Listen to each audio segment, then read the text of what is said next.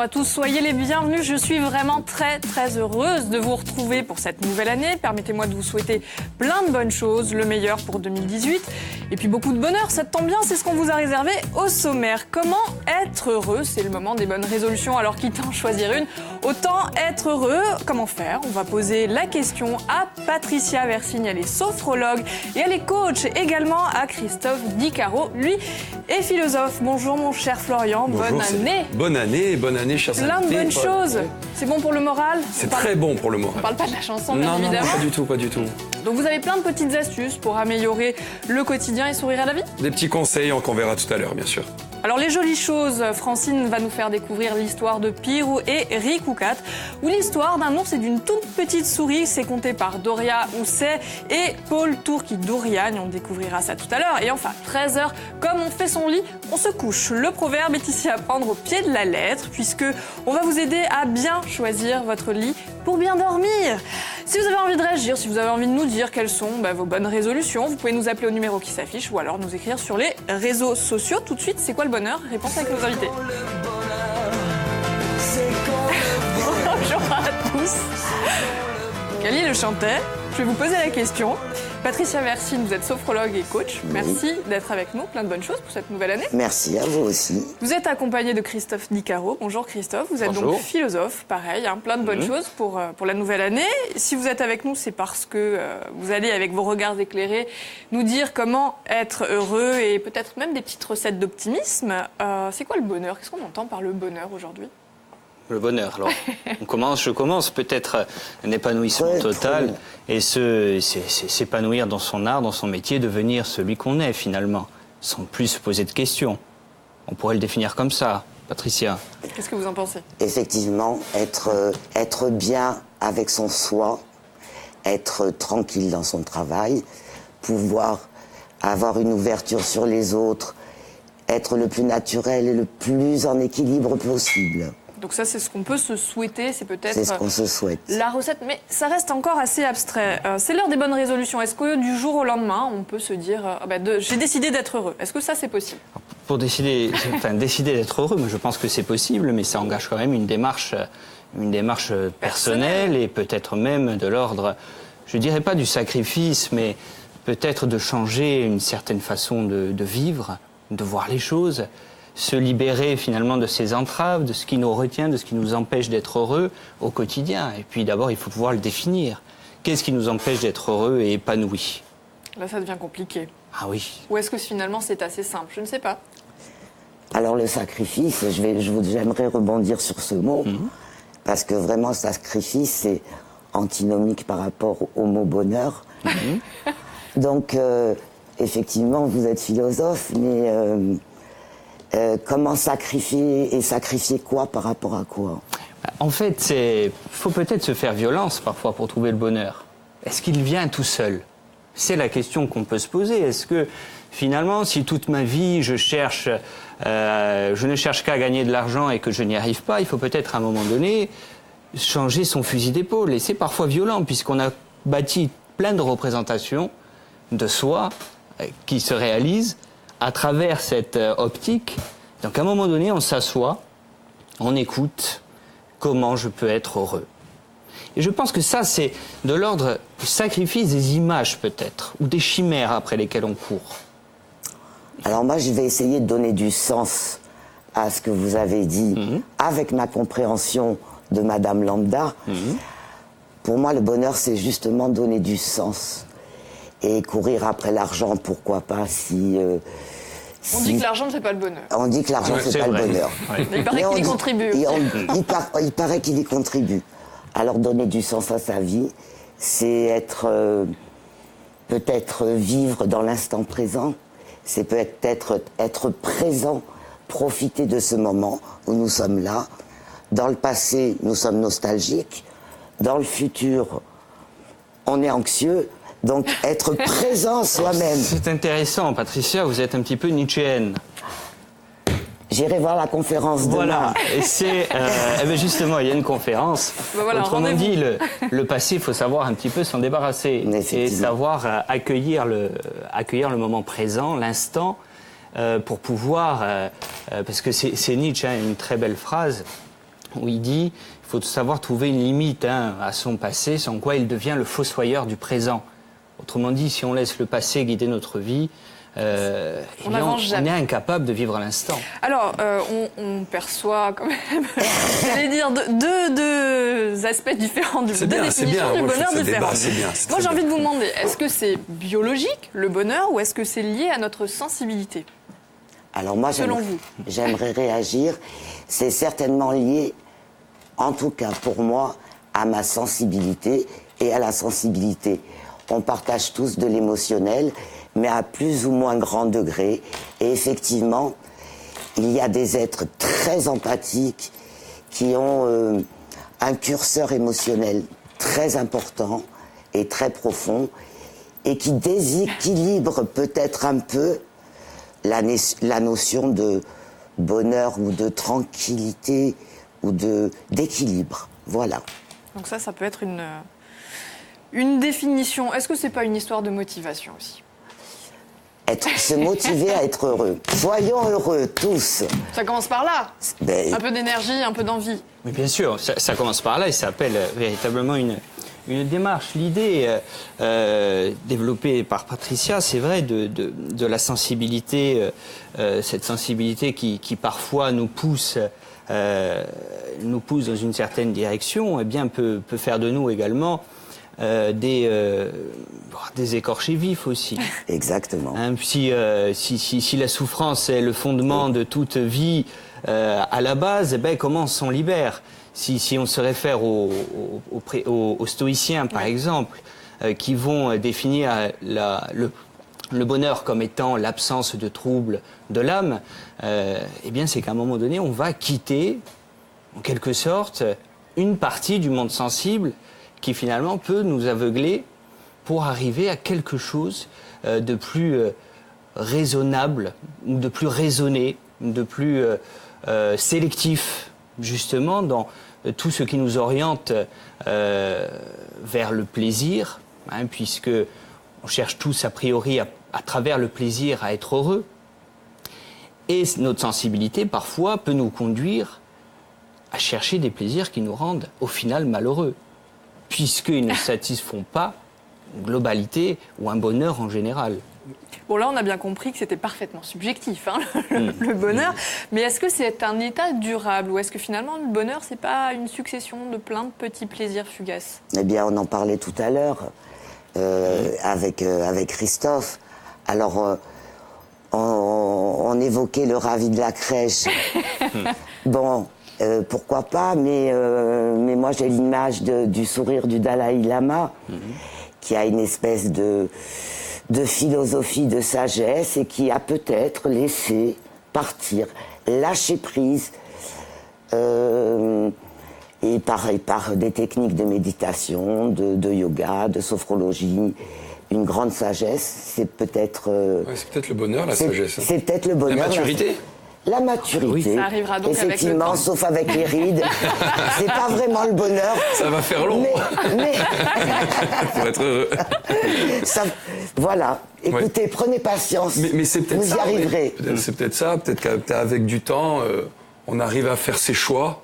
Exactement. Et à devenir... c'est du cas par cas de toute façon, non? De toute façon, le bonheur, c'est du cas par cas. Et surtout, c'est à chacun de trouver son chemin et donner du sens. Et si vous décidez d'aller vers cette expérience du bonheur, qui peut-être ne sera pas durable, mais qui sera de petits moments répétitifs et de plus en plus nombreux, eh bien, vous allez déjà vous ouvrir l'esprit à une pensée positive et aller chercher... tendre vers quelque chose. Donc, c'est déjà tout bénef, je pense. Comme disait Christophe, renoncer en tout cas à ce qui nous rend malheureux. Allez, un petit peu de bonheur avec l'annonce du jeu. Et pourquoi pas? Des cadeaux. Pourquoi on ne jouerait pas aujourd'hui? Alors, on va jouer, alors plutôt en fin d'émission, pour ce faire, comme d'habitude, 0800 3x0 900, vous nous appelez, on jouera ensemble à un petit jeu que je vous réserve, dont moi seul est le secret, bien sûr, non pas du tout. Mais bon, on verra après. Alors, à gagner un bon total de 50 € chez notre partenaire, 2 places pour scène de vie conjugale avec la jolie Laetitia Cast. Allez voir le jeudi 11 janvier au Théâtre de Bastia. On remercie bien sûr la ville de Bastia et l'album d'Avilette, voilà, qui est juste là.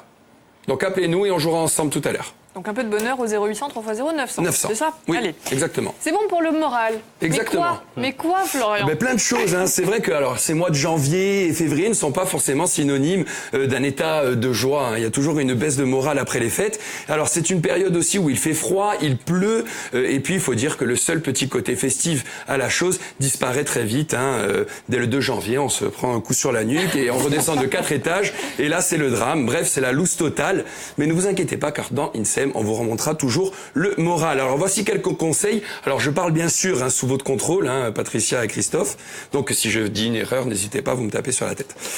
Alors on va commencer par la musique. Pourquoi pas? Pour avoir le moral. Écoutez de la musique. Alors admettons, le matin, vous partez au travail, ma chère Célia, dans votre petite voiture. Vous prenez les embouteillages, il pleut, il y a le vent. Et puis pour couronner le tout, qu'est-ce que vous faites? Vous écoutez les infos. Et là, c'est encore plus plombant. Donc moi, je vous conseille d'écouter une petite musique sympa, comme par exemple... C'est pas le bonheur, ça. Alors il faut savoir que la musique agit sur notre psychisme et influe sur notre comportement. D'ailleurs, il en est de même pour n'importe quelle musique. Le tout, c'est que cette dernière vous procure un sentiment de joie réelle. Alors c'est sûr que si on écoute Il neige sur le lac Majeur, ça, c'est pas gagné, on n'est pas sorti de l'auberge. Bien choisir sa musique. Ouais, il faut bien la choisir. Ensuite, il faut s'occuper. Est-ce que vous êtes d'accord? Occupons-nous. Occupons-nous. Pour ne pas trop penser aux petits tracas du quotidien, le fait de vous diriger vers l'une de vos activités favorites va favoriser votre concentration et vous donner un sentiment de plaisir et d'évasion. Alors, c'est les petites choses que vous vous empêchez de faire dans votre quotidien, c'est-à-dire des choses qui, pour vous, vous allez vous dire c'est une perte de temps. Ah ben non, vous pouvez prendre votre bouquin préféré et le lire. Vous pouvez regarder un film comique, ou pour les trentenaires, vous pouvez continuer à jouer à votre console de jeu, et ce, toute la nuit, personne ne vous dira rien.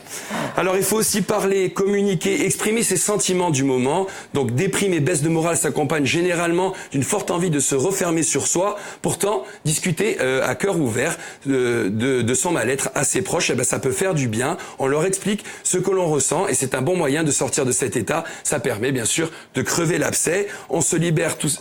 Entièrement d'accord. Entièrement d'accord. On se libère. D'accord. Voilà. Non seulement on se libère, mais en partageant son émotionnel avec l'autre, on a une notion d'appartenance au genre humain, tout simplement.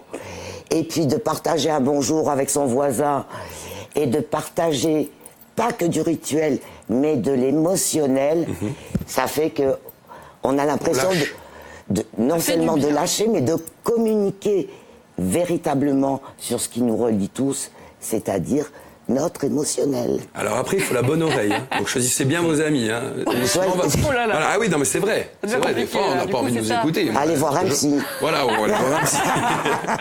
Ensuite, c'est bien aussi de se plonger dans des souvenirs gais et heureux. Par exemple, votre cerveau va se connecter aux pensées agréables et vous redonner un peu de peps. Exact.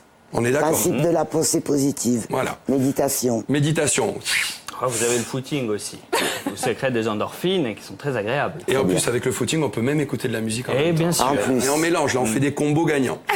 Alors, on modifie aussi son expression corporelle. Tout comme notre état mental se reporte sur notre état physique, notre expression corporelle joue également un rôle fondamental sur notre humeur. Une personne déprimée baissera les épaules, ne sourira pas, regardera le sol, marchera lentement et sera peu énergique. Si vous essayez de modifier votre expression corporelle, oui, vous êtes énergique. Allez, Mais ça se faut voit. le rappeler quand même.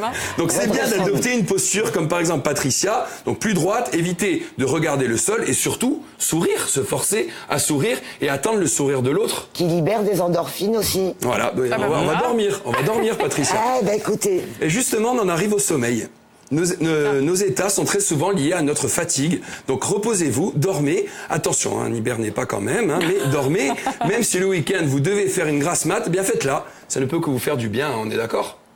Allez vers votre Sauf les jours de la vie et semaine. vos plaisirs, Florian. On vous le souhaite. Bien sûr. Ah bah voilà. Il n'y a pas de problème. Ça c'est dit. Et on finit par la lumière. Allez. Il paraît que la oui. lumière, ça fait du bien au moral. C'est vrai. Voilà, donc n'hésitez pas, sortez. Bon, s'il fait beau, bien sûr. Sauf aujourd'hui. Non, sauf aujourd'hui. Il fait On pas très rappelle. beau, mais alors il paraît qu'il existe des lampes maintenant pour qui reproduisent un peu la lumière du jour et qui nous donneraient un peu de baume au cœur. Voilà. En tout cas, c'est bon pour le moral. Merci beaucoup. Je vous en Ce sera prie. une jolie conclusion. Allez, on poursuit en avant-première. Francine nous fait découvrir les aventures de Pirou et Ricoucat. Alors, Pirou, c'est un ours. Ricoucat, c'est une petite souris. C'est une histoire qui a été imaginée par Paul Tourki-Douriagne. Elle est allée à sa rencontre. On regarde.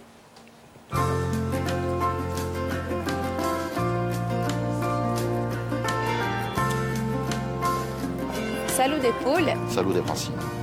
tu sei l'autore di Piru e Rigoccada. Quali sono questi personaggi? Allora, Piero è un orso e Rigoccada una topa che si scontrano in cerca di un corno sacro che è stato rubato. Allora, chi troviamo in questo progetto? C'è un libro e poi?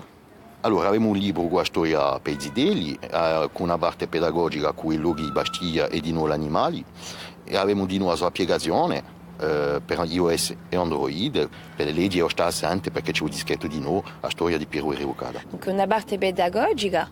Qui siamo in Cittadella, perché siamo qui oggi? Allora, siamo qui perché c'è una scena ben intesa di Piero e Rigoccada che si passa qui, ma scopriamo di noi assai luoghi sfarenti come Lupino, per esempio, che è di noi un luogo storico di Bastiglia. Volemo entrare in cittadella, ma non abbiamo soluzione. So qui per ritrovare un ladrone e un corno rubato. Ma sola, non avrà più mica che sti luogo conosco. Tu peux lever un peu la musique, s'il te plaît? Ok Doria, bon, il n'y a pas de clic, je t'envoie la musique. Allez. Ringraziabi, Gioppiloso. So qui per ritrovare un ladrone. Bonjour Doria, e un corno toi tu es le rubato. personnage de Rigoccada. Ma sola, Qui est ce personnage? non avrà più mica. C'est une petite souris du village qui va être obligée de descendre en ville pour la première fois de sa vie. Et donc il y a ce contraste entre le village et la ville et semé d'embûches. Donc ça va pas être facile tous les jours. Alors Doria, on te connaît en tant que chanteuse. L'interprétation sur une scène, c'est une chose. Et là, c'est un autre travail en studio, interpréter un petit personnage comme ça. Comment tu as abordé ce travail? Et il faut trouver une voix. Le plus compliqué, c'est ça en fait, de se mettre dans la peau du personnage. Bon, une fois qu'on a visuellement le personnage, la souris toute petite, en plus elle est accompagnée d'un ours grand, gros, bon. Donc il fallait vraiment une petite voix. J'ai essayé d'imaginer la voix que j'aurais aimé entendre étant petite, d'une petite souris tout simplement. On a l'impression que tu t'amuses beaucoup finalement. On s'amuse beaucoup, oui. C'est important, non? Et oui. Oui, parce que ça se ressent surtout dans la voix. On ressent toutes les émotions et tout ce qui va passer à travers ça, quoi. Camminando bei giassi montagnoli, freschi e chiari, tra terra e cielo, una dubinetta chiamata Rigoccada cantitiedia. Salute Anna Rocchi. Allora tu sei a narratrice di Piero e Rigoccada. Perché hai accettato di partecipare a questo progetto? Allora, prima ho accettato perché il progetto nello stesso mi piaceva assai. Era un progetto per i zidelli e ho fatto il ramandà di noi a lingua e di noi l'imparare di questa lingua per i zidelli giughi. Come ti sei messa in abele di questa narratrice, giusto appunto? Ho fatto conoscenza con i personaggi. A Giulietta, ho fatto conoscenza e dopo mi sono messa a piazza di mamma che conta una vola a un zidello.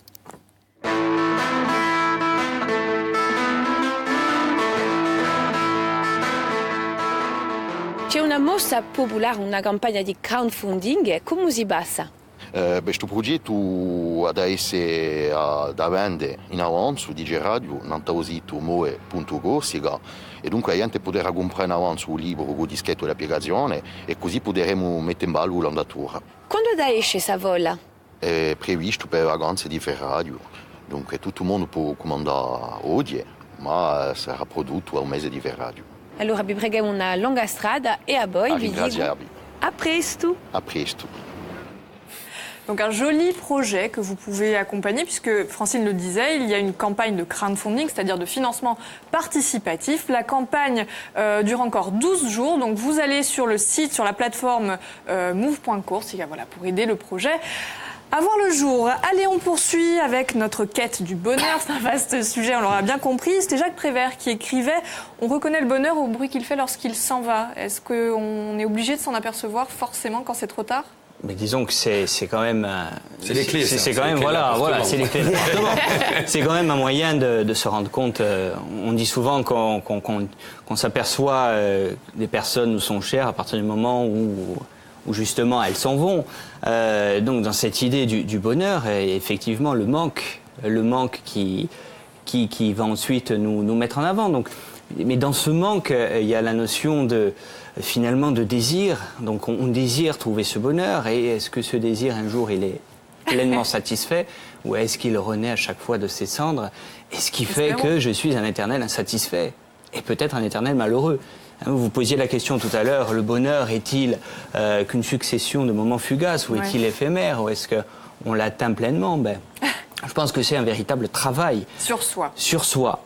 Mais on peut quand même décider de prendre les choses en main, d'être heureux, de renoncer à tout ce qui nous rend malheureux. Prendre les choses en main et être heureux, à partir de quel moment on ne fait pas fausse route? Je vais couper la parole. Coupez-lui la chic. Je vais lui couper la parole. Allez-y. Et lui dire que moi, ce que je pense, c'est qu'effectivement, quand il y a une décision qui est librement consentie, on a arrêté de se juger soi-même, de juger les autres, de préjuger de ce que vous allez me dire et comment je vais l'interpréter, il y a déjà une posture face à la vie qui fait que déjà vous êtes en sécurité et sereine face à la vie. Tout à fait. Effectivement. Se sentir plus léger. Se sentir plus léger, même si l'enveloppe est plus importante, se sentir plus léger. D'abandonner ce qui nous rend malheureux, ça. On est dans le fameux connais-toi toi-même,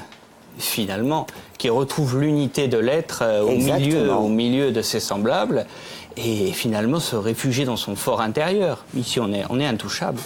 Alors, j'ai l'impression quand même que notre société hyper connectée ne nous aide pas à être heureux, puisque tout va vite et le bonheur semble lui aussi, du coup, particulièrement éphémère. Alors, je voudrais rebondir, parce qu'avant-hier, j'ai vu une émission sur le Japon où les gens louaient des amis. C'est un petit peu triste. J'étais devant mon petit écran, complètement abasourdi, et une jeune dame, cadre dynamique de Tokyo, louer une personne pour aller faire des courses, du shopping entre filles. Et donc je me disais, mais quelle est cette société? Merci d'être en Corse, chez nous, où on se retrouve dans le plaisir des sens, avec de la nourriture, du figatel, de la poulante et des oursins. On ne prend pas le temps d'entretenir des amitiés, donc on est obligé de les louer. Et donc au Japon, non seulement il y a les bars à câlins où vous allez caresser des chats des autres, mais en plus vous louez une amitié. Ce sont des chats, ça va? Oui, alors, voilà.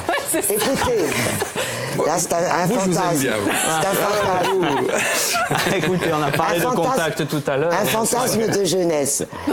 Mais je me disais, dans ces sociétés justement où tout le monde est connecté, mais écoutez, déconnectez-vous. C'est le principe d'un réseau social très connu. Hein. Oui, effectivement, très connu. Mais il ne faudrait pas qu'il nous empêche, avec le recul, de dire bonjour, de nous confronter au réel et à l'autre, d'être surpris, d'être indigné, d'être provoqué, d'être déstabilisé. De vivre. De vivre, tout simplement. Oui. De vivre. Alors vous savez quoi? Moi j'ai envie qu'on dise bonjour à Serge. Parce que Serge, ça m'habituer. Et je suis sûre que vous allez lui apporter un petit peu de bonheur si la question du jeu n'est pas trop compliquée. Bonjour Serge. Bonjour mon petit Serge. Bonjour. Comment ça va? Pas de Gézalout. Meilleurs vœux Serge. Meilleurs vœux Serge. Et beaucoup de bonheur pour cette nouvelle année. Oui, beaucoup de bonheur. Les fêtes se sont bien passées? Très bien. Alors, on y va. Est-ce que vous êtes prêts à jouer? Oui, à quoi? Alors, on va jouer au ni oui ni non. Serge et Célia va prendre le chrono. Vous allez avoir 30 secondes pour répondre ni oui ni non à mes questions. Est-ce que vous êtes prêts? Vous me laissez 10 petites secondes. Serge, on va essayer. Alors, allez, chronomètre, pas tomber dans le piège, c'est parti. Allez, on y va. Avez-vous déjeuné, Serge? Tout à fait. Est-ce qu'il fait beau ce matin chez vous? Aujourd'hui, soleil et froid. Regardez-vous une SEM tous les jours? Évidemment, j'ai envie de dire. Est-ce que les cadeaux que l'on vous propose vous plaisent vraiment? Vous êtes Serge? Bof. Serge? Ah oui. Est-ce que vous aimez? Allez, c'est fini, c'est bon. Allez, vous avez gagné, bravo. Bon, c'était un peu long, hein, Serge. Hein. On va dire qu'allez, c'est la première de l'année, on est gentil. Ça pas trop vite. Alors mon cher Serge, vous avez gagné plein de choses. Vous avez gagné un bon total de 50 € chez notre partenaire Total, forcément. Vous avez gagné également 2 places pour Scène de la vie conjugale avec Laetitia Cast au Théâtre de Bastia le 11 janvier 2018, bien sûr. Et vous gagnez également l'album d'Avilette. Voilà, vous êtes content, Serge ? Très content. Et allez, on vous offre aussi un petit porte-clés France 3. Voilà, ça c'est cadeau. Allez. On vous souhaite une bonne journée, on vous embrasse très fort. On vous embrasse bien fort, Serge. Merci de nous suivre tous les jours. Allez, pour finir, en 30 secondes, quels conseils vous pourriez nous donner pour apprendre à voir les choses du bon côté ? Tout simplement, essayer de contrôler sa pensée et de positiver, d'être vraiment dans quand notre perroquet mental arrive et nous crée de l'anxiété, essayer de le faire taire et par des respirations, par écoutez, plein de techniques. Ce sera le mot de la fin, mon cher Christophe. Merci. Patricia, en tout cas, d'être venue, d'avoir pris le temps de débattre avec nous. En conclusion, moi, j'ai envie de vous dire, il est temps d'être heureux parce que la vie est éphémère. Alors, prenez soin de vous, prenez le temps de dire à vos proches que vous les aimez. Moi, j'ai envie de dire que quelqu'un qu'on a tous aimé ici est parti, c'est Guillaume. On aura partagé de très très beaux moments de bonheur avec toi. On pense à toi, on pense au tien, on te dit merci. L'aventure continue, on va se retrouver juste après le journal de 13h. Merci à tous.